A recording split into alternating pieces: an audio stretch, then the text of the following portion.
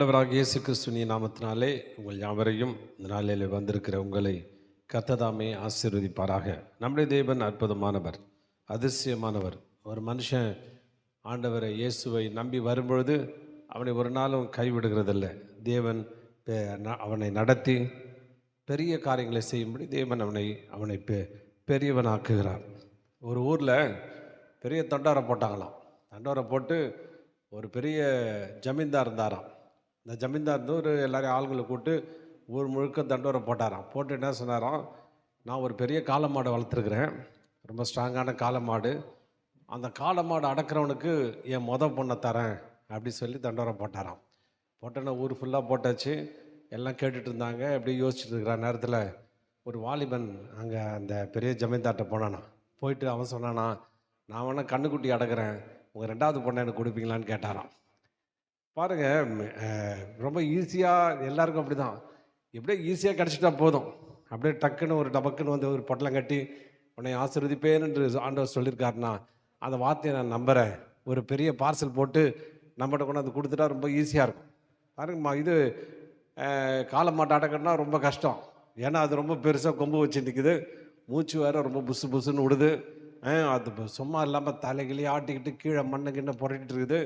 அதை எதிர்க்குன்னா நிறைய பயிற்சி வேணும், தைரியம் வேணும், ரொம்ப ஸ்ட்ராங்காக போய் எதிர்த்து நிற்கணும், நிறைய டெக்னிக் தெரியணும். இந்த காளை மாடு எப்படிலாம் முட்டை வரும், எப்படி தப்பிக்கணும், எப்படி லாபமாக போகணும்னு சொல்லிட்டு நிறைய பயிற்சி எக்ஸசைஸ் பண்ணி எல்லாம் உடம்புலாம் ரெடியாக வச்சுருந்தா தான் அதுக்கிட்ட போய் எதிர்க்க முடியும். ரொம்ப தைரியம் தேவை. ஆனால் கண்ணுக்குட்டிக்கு அப்படி கிடையாது. அது கொம்புலாம் ரொம்ப சின்னதாக இருக்கும், தள்ளி விட்டால் கீழே வந்துடும், ஈஸியாக வேலையை முடிச்சுட்டு போயிடலாம். அப்படி தான் நிறைய பேருடைய ஆசையாக இருக்குது. ஆனால் ஆண்டவர் என்ன விரும்புகிறாரு, முதல்ல அறிந்துகொள். உனக்கு இன்றைக்கி உலகத்தில் பிரச்சனை, போராட்டம் அப்படி ஒன்றும் ஈஸியாக இல்லை. நிறைய பேருக்கு வாக்கு தத்தங்கள் கொடுக்கப்பட்டிருக்கிறது. இன்று முதல் நான் உன்னை ஆசீர்வதிப்பேன் அப்படின்னு வாங்கி எடுத்துகிட்டு போய் செவத்தில் போர்டு அடிச்சிடுறாங்க. அவனுக்கு நீ கையிட்டு செய்கிற வேலையெல்லாம் உன்னை ஆசீர்வதிப்பேன். வாக்கு தத்தம் கொடுத்தாச்சு, அட்டையில் அழகாக பிரிண்ட் பண்ணி அங்கே வச்சாச்சு. காலண்டரில் வாக்கு தத்தம் தொங்குது, ஃபுல்லாக செவத்து ஃபுல்லாக வாக்கு தத்தமாக இருக்குது. ஒவ்வொரு வருஷம் ஒரு வாக்கு தத்தம், மாதம் ஒரு வாக்கு தத்தம். ஆனால் வாக்கு தத்தம் நடக்குதா? வாக்கு தத்தம் நம்ம வாழ்க்கையில் பழகிதான்னா ஒன்றும் இல்லை. நிறைய பேருக்கு அது முடியல, இல்லைன்றாங்க. ஏன்னா அதை எதிர்த்து அதை பெற்றுக்கொள்ளுகிற நாம் அதை தம்மை பக்குவப்படுத்தி கொள்ளும் என்று தேவன் விரும்புகிறார். அப்போ வாக்கு தத்தம் உண்மைதான், வாக்கு தத்தம் பொய் சொல்லலை. வாக்கு தத்தம் ஒவ்வொரு மனுஷனுக்கு அருளப்படுகிறது. ஆனால் அந்த வாக்கு தத்தத்தை பெற்றுக்கொள்ளுகிறதான தகுதியை நாம் ஏற்படுத்தி கொள்ள வேண்டும். வாக்கு தத்தம் எளிதால, நாம் அதை போராடி பெற்றுக்கொள்ள வேண்டும் என்று வேதம் நமக்கு அறிவுறுத்துகிறது. அதுவும் பார்த்தீங்கன்னா வாரன் பஃபெட் ஒருத்தர் சொல்கிறார், நீங்கள் போர்க்குணம் கொண்டவர்களா நீங்கள் வாழ்க்கையில் வெற்றி பெறணும்னா என்ன இருக்கணும்? போர்க்குணம் இருக்கணும்.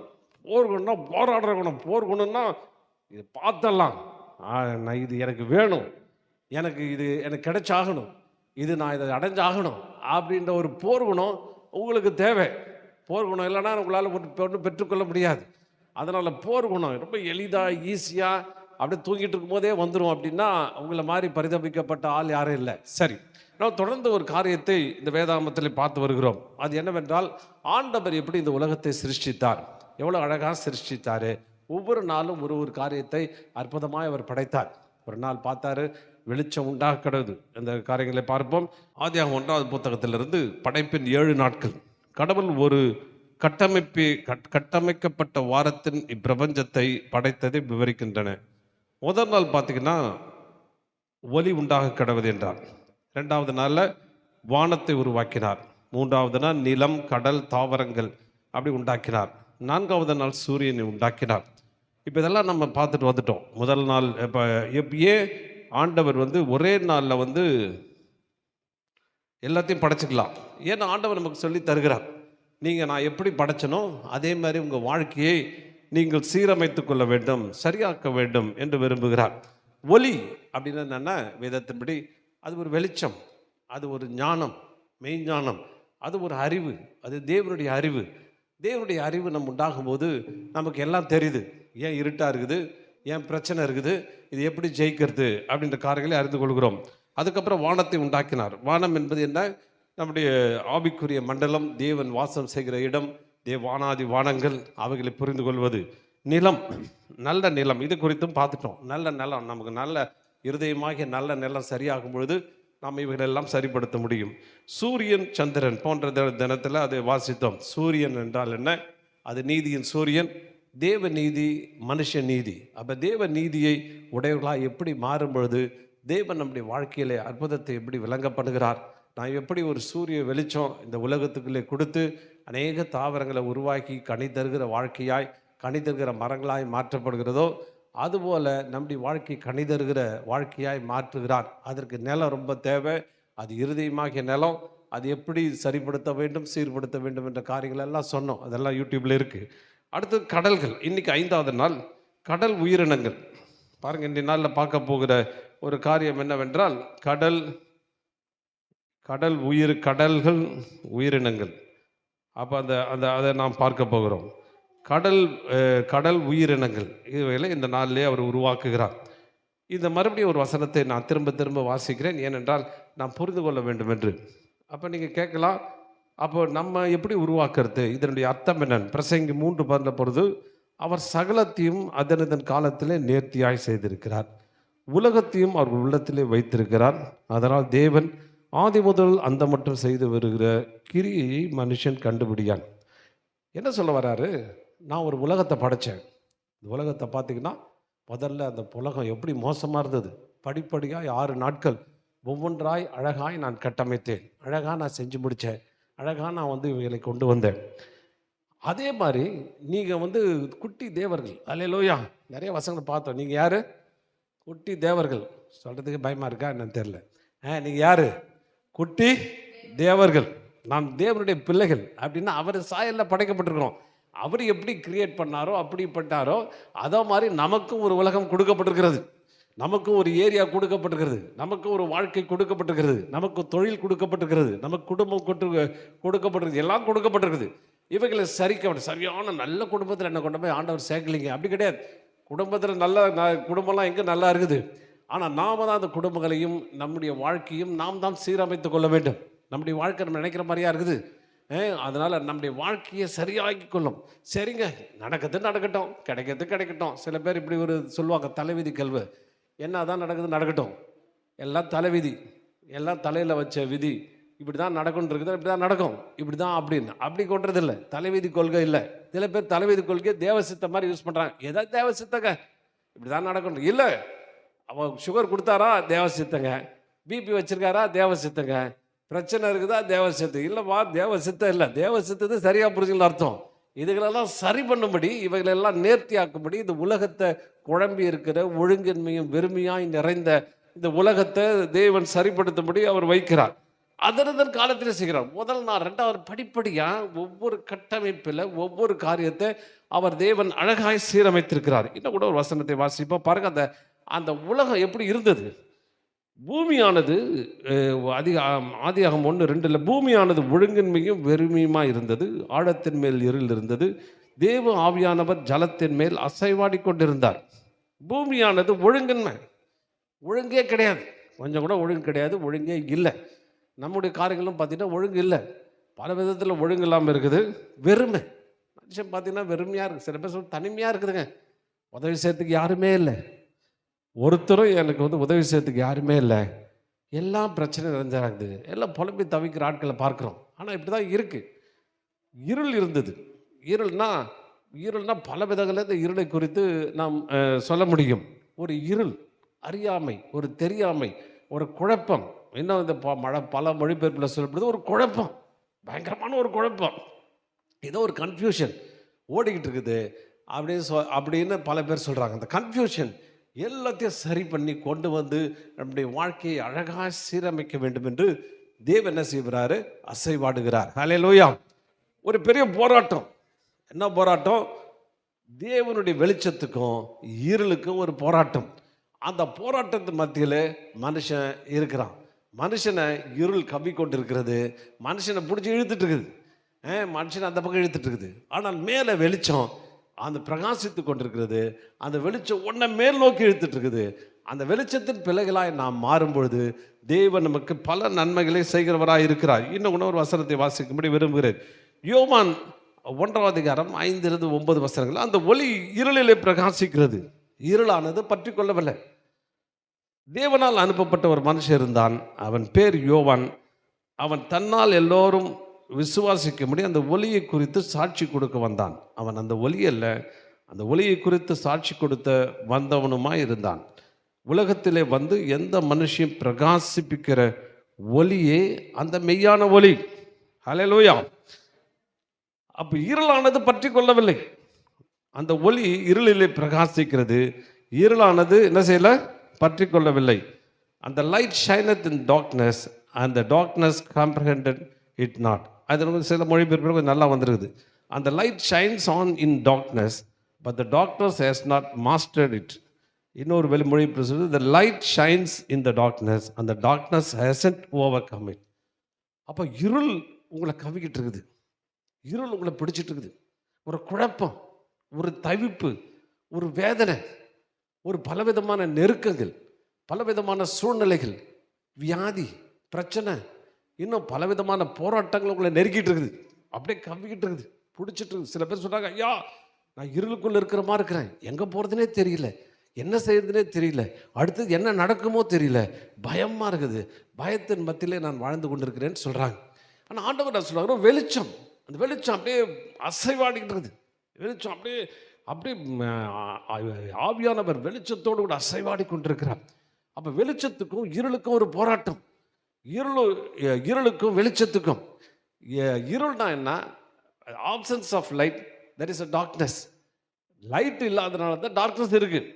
அப்போ வெளிச்சம், நமக்கு ஆண்டவர் சத்தியத்தை வெளிப்படுத்துகிறார். அந்த சத்தியமாக வெளிச்சம் நமக்குள்ள வரும் பொழுது அப்போ இருள் என்ன செய்ய முடியுதுல்ல? இருளுக்கும் வெளிச்சத்துக்கும் போராட்டம் வந்து யார் ஜெயிப்பா?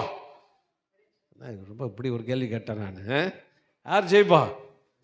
வெளிச்சம் தான் ஜெயிப்பீங்க. அப்போ நீங்கள் வெளிச்சத்தை குறித்து சாட்சி கொடுக்குற பிள்ளைகள், நீங்கள் வெளிச்சத்தின் பிள்ளைகள். இருளுக்கும் வெளிச்சத்துக்கும் வந்தால் யார் ஜெயிப்பீங்க? சந்தேகமாக சொல்கிற மாதிரி இருக்குது. தைரியம் தானே? உண்மை தானே? ஜெயிச்சிருவீங்களா? அல்லேலூயா. ஆமாம். நிறைய பேர் சாத்தாயனை போராடிக்கிட்டே இருக்கிறாங்க, சாத்தாயனை வீழ்த்திக்கிட்டே இருக்காங்க, சாத்தாயனை வந்து ரொம்ப போராட்டத்துக்குள்ள பிரச்சனைக்குள்ள சூழ்நிலைக்கு தள்ளிட்டு இருக்காங்க.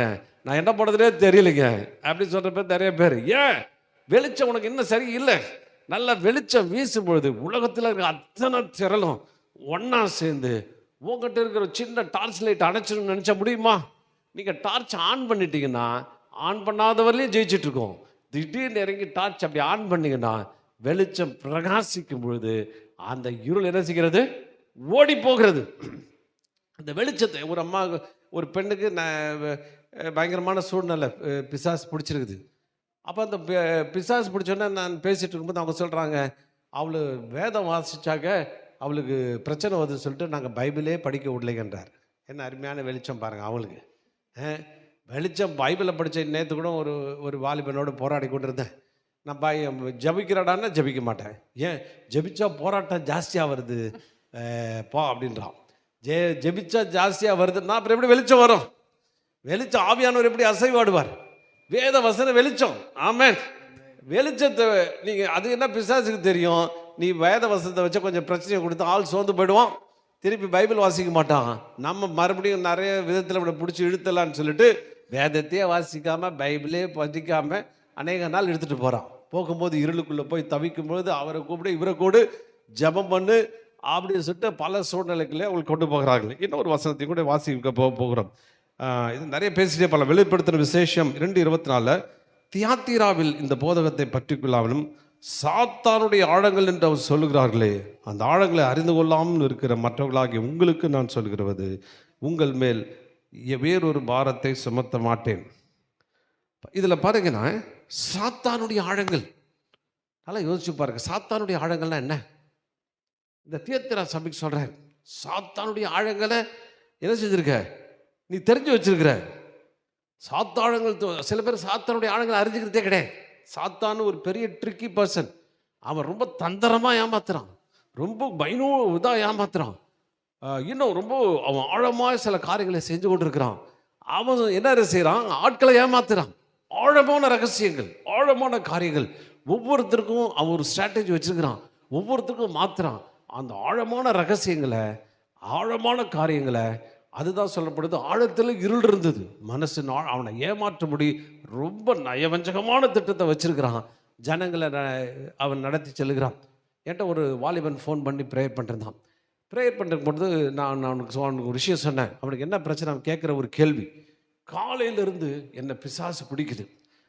அவன் நல்ல கர்த்தருக்குள்ள ஊழியக்கார், நல்ல ஊழியம் செஞ்ச பையன்தான், நல்ல பைபிள் வாசித்த பையன்தான். சில பிரச்சனையினால சத்துருவினால் ஆட்கொள்ளப்பட்டான். காலையிலேருந்து பழிவாங்கிற எண்ணம், என்னை மேலோங்கி நிற்குது. பழிவாங்குன்ற வெறித்தனமான இருக்குது. என்னால் கண்ட்ரோல் பண்ணவே முடியல. அவன் அழுகுறான். இயேசு ஏன் என்னை விடுவிக்கலை? நிறைய பேர் அப்படி தான் கேட்குறாங்க. ஏன் என்ன ஆண்டவர் விடுவிக்கலை? ஏன் என்ன அவர் சரிப்படுத்தலை? ஏன் அவர் என்ன இப்போ மாற்ற மாட்டுறாரு? ஏன் அவர் மேலே இறக்கம் இல்லை அப்படின்னு சொன்னா, ஐயோ நீ உனக்கு சத்தியமே புரியல. வெளிச்சம், தேவனுடைய வெளிச்சம் உன்னிலே பிரகாசிக்கலை. வெளிச்சம் என்பதில் சத்தியம். சத்தியத்தை சாட்சி கொடுக்க, சத்தியத்தை குறித்து ஆழமாய் தெரிந்து கொள்ள நீ சாத்தானுடைய ஆழங்களை தெரிந்து கொள்ளலை. உன் வாழ்க்கையை புரட்டி போடுறான், உன் வாழ்க்கையை தூக்கி எறிகிறான், உன் வாழ்க்கையை போட்டு அங்கும் அழைக்கிறான். நீ என்ன சொல்கிற? யாராலும் எந்த பாஸ்டாலையும் துரத்த முடியல, யாராலையும் என்னை சரிப்படுத்த முடியல, நான் வேதம் வாசிக்கிறேன், பைபிள் வாசிக்கிறேன் அப்படின்னு சொல்லி நீ சொல்லிகிட்டே இருக்கிற. வேதம் வாசித்து பைபிள் படித்தா நல்லது தான். எதுக்கு மனப்பாடம் பண்ணுறோம்? அந்த மனப்பாடத்தில் அந்த வசனத்தை திரும்ப திரும்ப யோசித்து பார்த்து அந்த தியானத்துக்குள்ளே போய்ட்டு அதில் எழுதப்பட்டிருக்கிற காரியங்களை அறிந்து கொள்ள வேண்டும் என்று தான் நம்ம மனப்பாடம் பண்ணுறோம். உடனே 2 வசனத்தை சொல்லிட்டாக்க சரியாயிடுமா? அப்போ தான் சாத்தானுடைய எல்லா காரியங்களையும் புரிந்து கொள்ள முடியும். அப்போ அந்த பையன் சொல்கிற விஷயம், அவன் அதுதான் சொல்கிறான். ஏன் இப்படி சத்துரு என்னை போட்டு சோதிக்கிறான்? ஏன் ஆண்டவர் என் கூட்ட வந்து அந்த பழிவாங்கிற எண்ணத்தை தூக்கி வெளியே வீசாமல் ஏன் என்னை வச்சிட்ருக்காரு அப்படின்னு கதறான். நீ என்ன பண்ணிட்டுருக்கன்னா, அதை என்னுடைய சட்டையெல்லாம் கடிச்சிட்ருக்கிறேன், புரண்டுக்கிட்டு இருக்கேன்னு அழுதுறான். அவன் நல்ல ஒரு படித்த வாலிபன், ஒரு என்ஜினியர் வாலிபன். அப்போ அவனோட கூட நான் பேசிகிட்டு இருக்கும்போது நான் ஒரு காரியத்தை சொன்னேன். யாக்கோபு 2:8 சொன்னேன். உன்னிடத்தில் நீ அன்பு கூறுவது போல பிறனிடத்தில் அன்பு கூறுவாயாக என்று வேத வாக்கியம் சொல்லுகிற ராஜரிக பிரமாணத்தை நீங்கள் நிறைவேற்றினால் நன்மை செய்வீர்கள். நல்லா கவனிங்க. உன்னிடத்தில் நீ அன்பு கூறுவது போல பிறனிடத்தில் அன்பு கூறுவாயாக என்ற வேத வாக்கியம் சொல்லுகிற ராஜரிக பிரமாணம் என்ன போட்டது? ராயல் லா.